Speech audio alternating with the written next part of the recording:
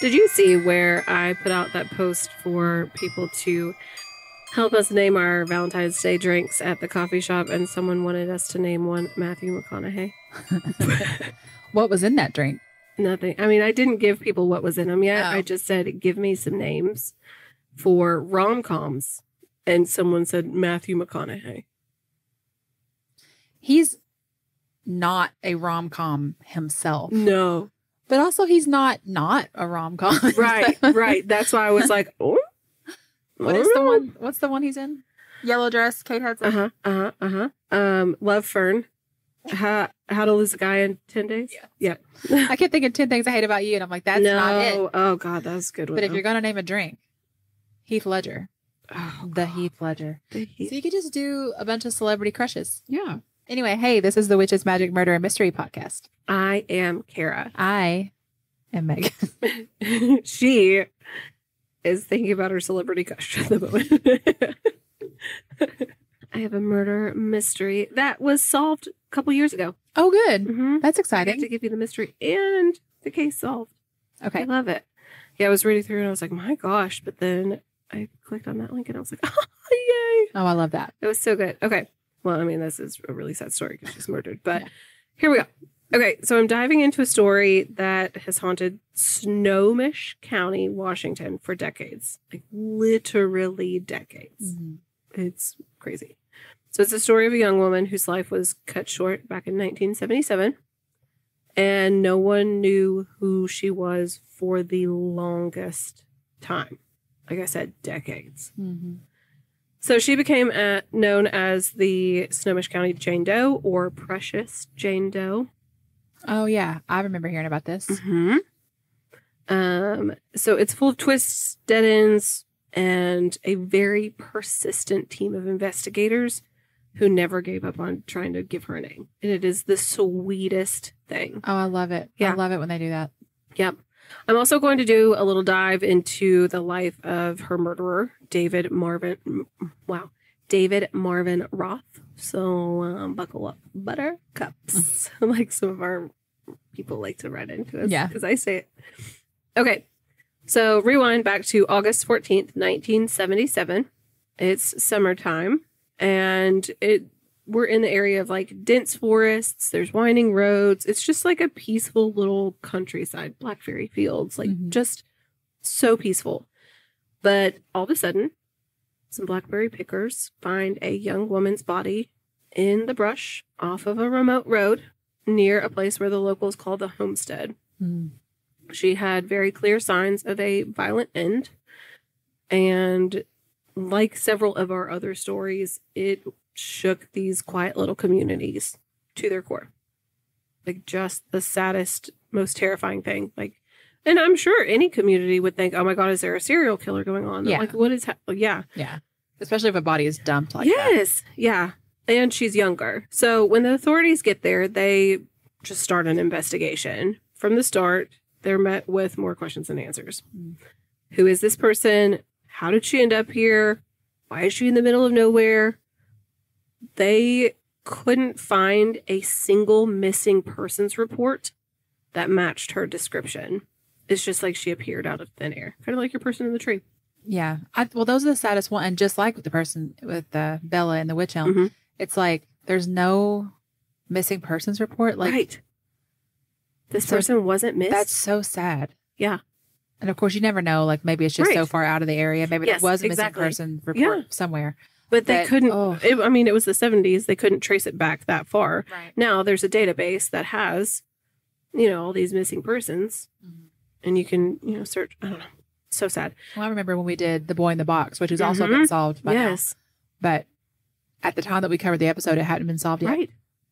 And that was one of the saddest parts. Like there's a little boy lost. And no one has reported him missing. Yes. Oh, so sad. Yeah.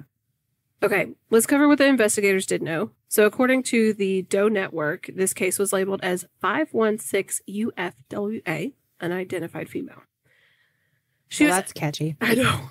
I'm not going to remember that. Memorable. Yeah. Mm-hmm. So she was estimated to be between 15 and 22. That's kind of a big gap. They said she was about 5'10", and that was pretty tall for a woman. I'm 5'7". Oh, yeah. I feel like that's somewhat tall too. So they also said that she had some like dental stuff that should have made her pretty distinctive. But even that led to nowhere. No one came forward when they put out the details of it. So they said that she had absolutely nothing on her that gave them any clues. She didn't have a purse. She didn't have an ID. She didn't have any personal belongings on her. It's like she just vanished from wherever she had been before and just ended up there. One of the articles I have in the show notes suggests that she may have been a hitchhiker, which, you know, back in the 70s was super common. And people didn't really trust that they were in any kind of danger. So they just, you know, use that as a form of transportation, especially, you know, older teens or younger adults. Yeah. That's just how they got around. Yeah. But that theory led nowhere. So investigators, okay, maybe we have a lead. That fizzles out. Maybe we have another lead. That goes nowhere. So they just kept trying to put all these like random puzzle pieces together that were like from different puzzles, really. They were just so frustrated, and the case goes cold. And it stays that way for a very, very, very long time. So while it's cold, like they're trying to figure out the case of her, who she is. That's one case. But then trying to find her murderer is another. But it didn't take long to find that out. Oh. So we meet David Marvin Roth. And if you haven't heard of this guy, he's bad news. So it's 1981 when we hear about him. But let's rewind to 1957. We don't really know a ton about his early years. We do know that he grew up in Washington State. And when he was younger, he started showing some signs of just like super troubling behavior, like all of them do. Yeah. Yeah. He had violent tendencies. He got mixed up in petty crimes, and he hit his late teens and racked up just a ton of minor offenses. He just was a bad kid. Yeah. So, let's see. Okay, August 9th. We're back in the 80s. He crossed paths with our Jane Doe, who was a hitchhiker near Silver Lake in Everett, Washington. He offered her a ride. She accepted. During the drive, he propositioned her for sex. She said no, and he snapped. He strangled her with bungee cords and shot her multiple times in the head with his .22 caliber rifle. Oh. He dumped her body in the secluded spot, or what he thought was secluded, and left her. Like I said, that body was found by locals out picking blackberries. So they know this because, like, he told. Yeah. Oh. Yeah. So he gets arrested. Like, this fun fact. He's arrested before they even find out he's a killer. Oh. Cops are on their way to respond to some sort of like incident happening. And on their way, they pull this guy over for a traffic stop. And he's got peacock feathers. He's right. Some of the articles said that he offered her a peacock feather when he. Weird. Yeah, it's the weirdest. So he had that, and he had a .22 caliber rifle. He had ammo. He had bungee cords, shell casings, and like I said, the peacock feathers. So they were like, well, we'd like to arrest you for being strange. Right. Sir. That's exactly. They arrested we don't him. know what you've done, but we think you've done something. Yes. They arrested him on weapons charges. Yeah. Yeah. But then he's released a few days before they find her body. So he's out. He thinks he's gotten away with it. And he starts bragging to his friends. And a friend is like, okay, I'm calling the cops. Oh my God. Like, Yeah. I mean, I have both thoughts on that, right? Like, why did he feel comfortable enough bragging about that to Right. his friends? Like, But he thank thought he got goodness away? His Yeah. friends would be like, that's not, I don't this like isn't this. entertaining. Like, I what are don't you like doing? this. Yeah, this Yeah. is weird. I don't want to hear this. Also, you just got arrested for all that stuff in your car. I think you're guilty, sir. Oh my God. Also another fun fact. David wasn't the only killer in his family. Oh. His older brother, Randy, was convicted of murder in 1991. They found him guilty of killing one of his wives, and he was suspected of killing another one. Wow. Yeah. So, I mean, obviously the media went crazy because they're like, oh my gosh, these brothers. His brother was a killer. That's terrible. Right? Okay. And their parents. What were their parents? Yeah. Like, were they killers too? Like, does the apple fall? Or were they like good people who like, right? Oh, what happened? How did this happen? Yeah, exactly. Because you don't know. Okay. So they arrest him, obviously. And it's November 1979. They go to trial. He's convicted of first-degree murder for killing Jane Doe. While he's locked up, he actually helps investigators improve their sketches, just hoping it's going to identify her, because he had no idea who she was either. He just knew her as a hitchhiker. He didn't take the time to learn anything about her. But I also think it's interesting that he even cared to help them identify her. Mm-hmm. Like, why? Yeah. Why does it matter to him? Well, it continued to matter to him, too. It's the weirdest thing, because after he was granted parole, he continued to work with law enforcement to help them figure out who she was. He was granted parole? Mm-hmm. He got out. He didn't stay there forever. He died of cancer in 2015. Yeah. So he died before they figured out who she was, but he doesn't need to know who she was. He killed her. He also, in some of the articles I read, said that he wanted to help and he just didn't know. He was a reformed man and he didn't know. He just wanted so badly to find peace for this person and their family and whatnot. I just think Megan in space. When it comes to murder, I don't care how reformed you are. Mm-hmm. There are some mistakes you can make and I'm sorry. Yeah. And be forgiven. And okay. But this is murder, right? Because she rejected you. Yeah. Because she didn't want to have sex with you. Because she had standards. And you murdered her? She just wanted a ride. It's not. It doesn't. You don't get to say you're sorry and get out of prison and be like, I'm reformed. I'm a changed man. Sorry. Okay. But you did a horrible thing and you got to just pay for it. Right. Exactly. There are some mistakes that you can't come back from. Yeah. I used to think the opposite. No, I used to think there are some, like, no matter what you've done, you can always come back from it. And now I no longer believe that. I think there are some things people can do that are so horrible that they shouldn't be allowed to come back from. No. Nope. No, you dumped this poor girl's body. You brutally murdered her. Because she wouldn't have sex with you. You could have just been like, you could have been mad about it if you want to be mad about it. Okay, here's but you could have just dropped her off. Right. You could have said, get out of the car. I'm not going to give you a ride anymore. Yeah. There's so many things he could have done. Yeah. And instead, he murdered her and dumped her body in a field like she was trash. Yep. He got so angry that she... I don't want to hear about he's reformed. Right. Exactly. So mad. Megan hates him. Okay. Years and years and years and years and years and years and years and years and years later. How many years? Years and years and years and years and years later. Jane Doe gets her name back thanks to groundbreaking DNA technology and the tireless work of forensic genealogists on a pro bono case. So doing this for free. Oh, good. Mm-hmm. They get a breakthrough when new scientific techniques developed by Ed Green, a paleogenomics expert. The genetics of dinosaurs? Paleontologists and monologists. What kind of job can we make up for this? How do dinosaurs factor into this? Aliens. Okay. Yeah. Anyways, this super smart Dr. Ed Green, managed to extract DNA from Lisa's hair that they thought was super impossible. And the hair wasn't even off of her from the past. It was something that they had in a case file. Oh, wow. Mm-hmm.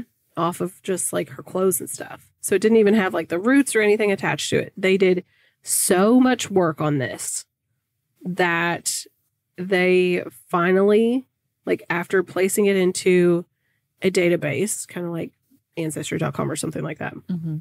They build her family's tree, and they track down her biological half-brother who, through DNA, confirmed her identity. Wow. Yeah. So Detective Jim Scharf, I believe, who had been working on this case for over a decade, received the call he'd been waiting for in 2020. They confirmed that Precious Jane Doe was Lisa Roberts. So Elizabeth Lisa Ann Roberts was born Elizabeth Ann Elder, November 3rd, 1959. Her parents got divorced when she was young, and they put her up for adoption. She's adopted by Troy and Dolly Roberts, who lived in Oregon when she was 2. Mm-hmm. Her mother, her actual mother, remarried and had 2 children, so they were her biological half-siblings. And then her adoptive parents had 2 children, like adoptive children. So those were her adoptive sisters. Okay. So her adoptive sisters, one of them, Tanya, who was 10 when Lisa disappeared, said their relationship was, I looked up to Lisa as my big sister. She would spend time with me, play with me downstairs. We had a really good bond because we were both adopted. So it's like she was loved. She was missed. So Lisa grew up in Oregon. She attended high school there. She had a really big interest in music. She played the flute in school band. She ran away from home when she was almost 18 in the summer of 1977.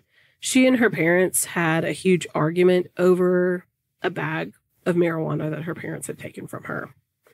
So there's also a rumor in some of these articles that I read that said that she discovered she was adopted, but her father was like, she knew about this already. Like, why are you all like, this isn't. Well, they got to make it more dramatic. And also, some of the articles say that he did report her as a runaway to the Rosenberg Police Department July 25th, 1977. So they did. I mean, they missed her. It just wasn't searched enough. Mm-hmm. That's crazy. Because Oregon's not far from Washington. Right. Yeah. So several weeks after she ran away, she calls home from a payphone in Washington. She asks her parents to send her money. And they did. They sent her a check to the C First Bank, but she never cashed it. And her parents just said they begged and begged and begged her to come home. Like, everything's forgiven. Like, please just come back. She said she'd think about it. Oh. And then 15 days after she left home, she was murdered. And then 5 days after that, her body was discovered. But there, for the longest time, had so many questions. Like, they didn't, I mean, it's 1977. They didn't discover it until 2020. Yeah. And she was 17. Mm-hmm. Like, imagine being 17 and hitchhiking, getting in the car with some man. I mean, just all of it. Right. It's awful. And what if she was trying to get home? So I also put on here that her remains were laid to rest in a family plot in Hood, Oregon, or Hood River, Oregon. But yeah, I mean, she was still a baby. Yeah. So I guess they were right between 15 and 22, but it just took that long to discover who she was. Yeah. But it just... So that whole time, they didn't know if she was dead or alive? Right, exactly. I mean, I bet they probably assumed, since the check was never cashed, that something must have happened to her. But just to have no answers for that long. To be just wondering, are we ever going to get a phone call? Does she hate us that much? Like, did she run away and find Do we know if her another parents life? were still alive? Oh, I didn't. I just wonder if they got to know an answer. I can look that up. Let's see. Well, it's just... I don't know. It was 2020 and they were born with the... Yeah, maybe. Yeah. They would have been old, but yeah, it's really sad. I know, it's so sad. And it just... I'm glad they were able to identify her ultimately. Yeah. And lay her to rest in a family plot and everything. But man, she's just a kid. I know. And I know it's like one of those cases that there's not a ton of details on because she was... I mean, nobody listed her as a missing person. Like, it's not like she... Yeah. I don't know. Well, they did report Well, I mean, yeah, away, but like right. not like in the same area. So it's Right. just like, well, I don't... It's so crazy. It's like your runaway train episode. Yeah. You just don't know what happens to a person. And depending on the jurisdictions and how things get communicated, somebody can slip through the cracks really easily. Yeah. Like, how many people did come in contact with her? Oh. Or did she, I mean, how did she get to the point where she was? Like, had she hitchhiked with other people too? And that's how she got to where he was and he picked her up? Do you ever look back? Me and my college roommate have had this discussion a few times. I look back at some of the things that we did in college. We're like, oh my gosh, 18, 19, 20. And we're just like, it's kind of a miracle that we're alive right now. You know what I mean? I don't mean just like stupid, like decisions we made as far, but just like, the people, we didn't know some of these people. You would just meet people and suddenly you're best friends. Yeah. And oh my gosh. Yeah. Go anywhere with them. No. That's so scary. And now my kids have Life 360 on their phones. Yeah. I mean, my daughter's 18 and going to college next year. And I'm just like, oh my gosh. Oh my gosh. It's a weird thing of wanting her to be an adult. Right. Her own human. And not wanting her to be afraid of everything and wanting her to live her life and have the same experiences that I did. But also not have the same experience. Also not be, naive. How can I help you pave this path here? Because let me just shovel Let me tell you every mistake I made. Don't make But then it's like the point where I think Soph is at this right now and she's just like, yeah, but don't project your past onto me. Like, that's not going to happen or that's not the same. And I'm like, oh, but it is. But it is. Oh, man. Well, poor little baby. But they found out who she is. So she got her story back. Yeah. Well, I'm glad for that. I'm glad they finally got some answers all around. Okay. Well, thank you for that story. And thank you all so much for listening. Yeah. If you would like more episodes, feel free to join the Patreon. Oh my gosh. Yeah. We mentioned, let's see. Yeah. We mentioned in a previous episode that we've got some big goals for the podcast. We've also got big goals for the Patreon. Oh yeah. Planning to put out more content on the Patreon than ever. Right. So be a good time to sign up if you want. We're excited about There is a 7-day free trial you can get of the Patreon. Keep forgetting about that. And you can also do an annual membership, which I think is like the best deal. If you know that you're going to be a member for a year, you get like a discount. Something. I don't know. Patreon handles Patreon does it all for us, and we just keep we just put the content out. So. Okay. We love you guys so much. Goodbye. Goodbye.